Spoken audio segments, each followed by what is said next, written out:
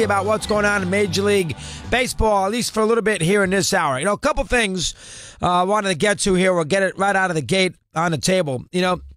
I understand, and I did this on the TV show, so I'll do it here. I understand the greatness of Mike Trout.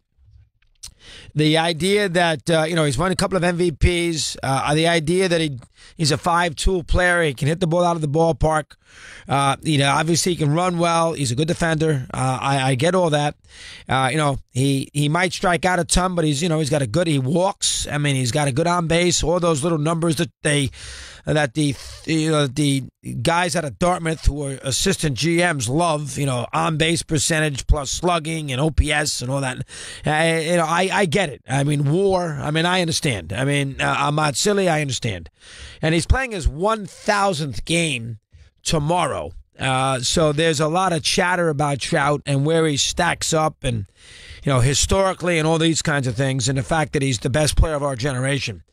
The problem with analyzing Trout is when you get into a situation where you look at Trout against the immortals of the game, the players in baseball who are bigger than the sport. LeBron's bigger than the NBA.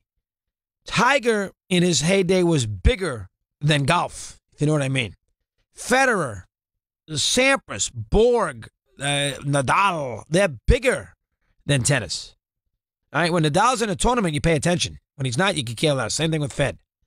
That's what you're looking for. Brady, not as many guys in the NFL fit that category. The quarterback can occasionally, but that sort of person. Trout is not that kind of guy. I know people think he is. He is not that kind of guy. All right, he has had a great career. He's young. He's going to be 27 in August. So this is a guy that's, theoretically, he's got 5 or 6 years of prime baseball left in him. But if you look at Trout from an historical standpoint, there are 2 things that are missing from Trout. And even at a young age, the players that I'm going to name did these things. The first thing that's missing from Trout is that iconic moment next to him where, he is known for something. DiMaggio, 56-game hitting streak, 25 years of age. Williams, 406, 24 years of age. Mays, flying around the Polo Grounds. Giants, hat all over the place. Catches against Vic Wertz, 24 years of age. Mantle, Triple Crown, balls out of Griffin Stadium, Yankee Stadium, championships, 24 years of age. Trout doesn't have that. Trout's got great numbers, and Trout's been a great player, but he has not been that kind of player that has anything that he does that is something that you will never forget. LeBron's block shot, you will never forget. Tiger's performance on one leg with big putts, U.S. Open, Torrey Pines, you will never forget. Nadal, Federer, Wimbledon, you will never forget. Brady, Falcons, you will never forget. Never. Never. You will forget what Trout's done, at least so far in his career. And I think it's a problem. And I think that separates him from the iconic level. Now, people who follow it, the guys at the MLB Network, bloggers, ESPN, you name it, Buster Olney, they want to put him on this level, and it's ridiculous. Even just statistically, it is ridiculous. If you think Trout is DiMaggio, do yourself a favor. Go look at DiMaggio's first 5 or 6 years and compare them to Trout. Trout's only had 2 years of 100 RBIs. DiMaggio's knocking in 145 runs. And he's doing it at Yankee Stadium. Okay? He had 46. Trout's had 1 year, he had 40 homers. DiMaggio hit 46 home runs for the Yankees when left center was 445 and straightaway was 463. Mantle in 1956, take a look at it.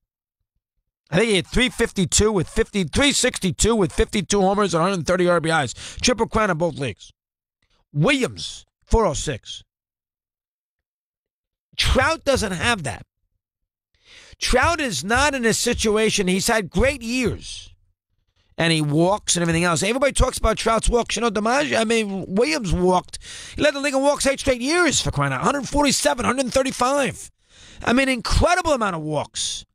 And the one thing that Williams and DiMaggio did not do that Trout does incredible is strike out. Now, nobody cares about the strikeout nowadays. I always wanted to put the bat on the ball when I ever played.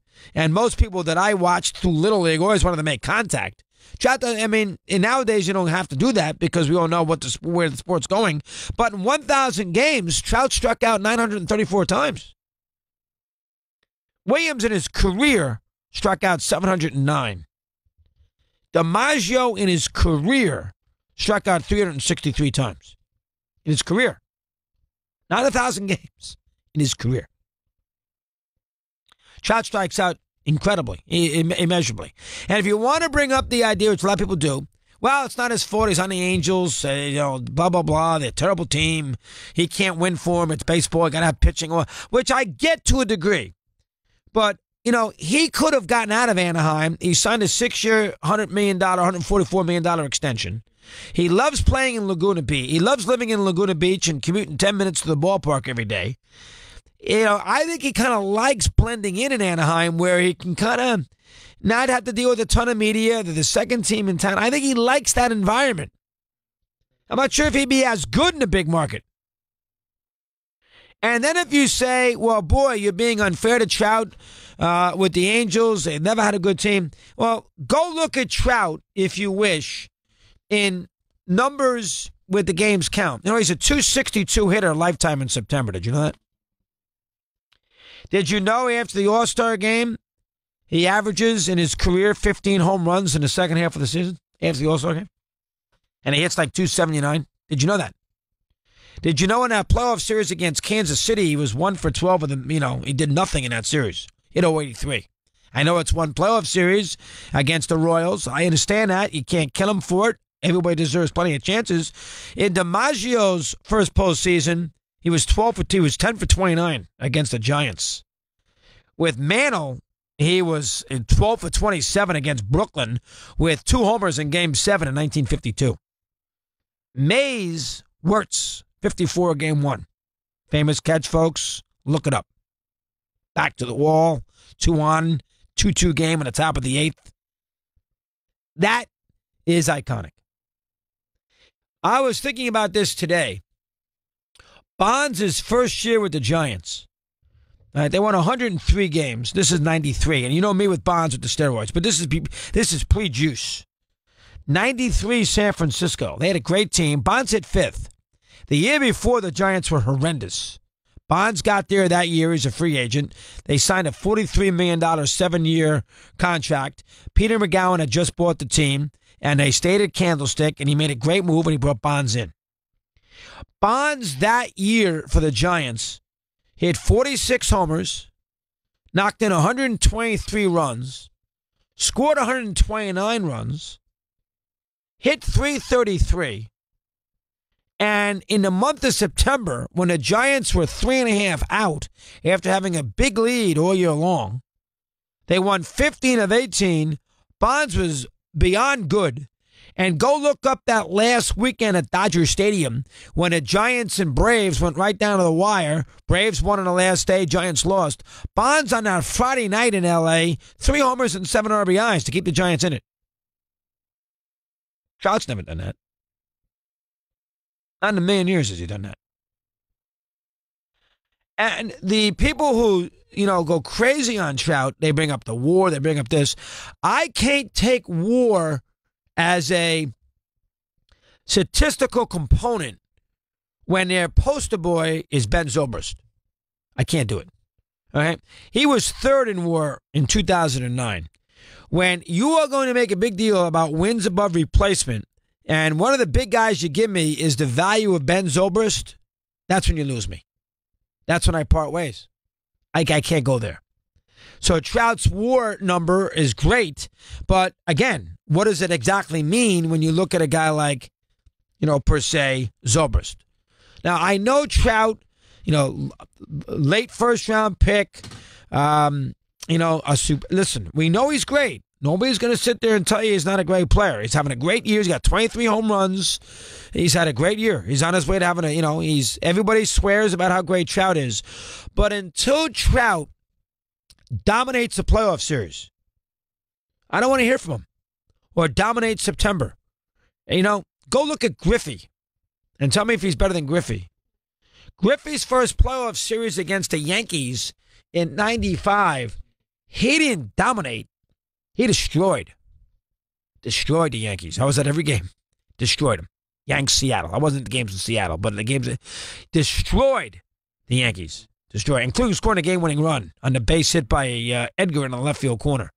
Destroyed the Yankees. 5 home runs. Destroyed them. He was 25 years old. That's what I'm talking about with Trout. Now, part of it might be he really hasn't had many chances, and I'll buy that. And who knows with the Angels how many chances he's gonna get. But he hasn't been great in September. He hasn't been great after the All-Star break. And in that one playoff series against a very average pitching staff, although with good closers, he was awful. Atrocious. Can we relax a little bit on Mike Trout? I woke up this morning over my cup of coffee. Bob Nightingale, USA. 30 pages on the greatness of Trout. I go to work today, 1,000th game. All I'm hearing about at the MLB Network is Trout this, Trout that. I say to myself, all right, let me just double check this to make sure I'm looking at it right. I get DiMaggio, I get Mantle, and I get Williams. 3 guys that Trout's compared to. Do yourself a favor, baseball fans. Look up the first 5 or 6 years of DiMaggio, Williams, and Mantle.